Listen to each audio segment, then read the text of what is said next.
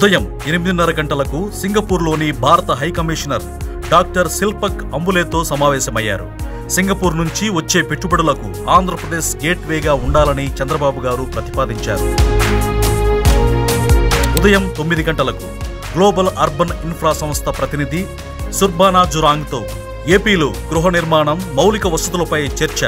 అమరావతికి programme management కన్సల్టెంట్గా అందరికీ ఇల్లు కార్యక్రమంలో భాగస్వామిగా వ్యవహరించేందుకు సంస్థ ప్రతినిధులు అంగీకారం. ఉదయం 9:30 గంటలకు మలేషియాకు చెందిన ప్రముఖ నిర్మాణ సంస్థ ఎవర్ సెండాయ్ ఎండి ఏకే నాథన్తో సమావేశం.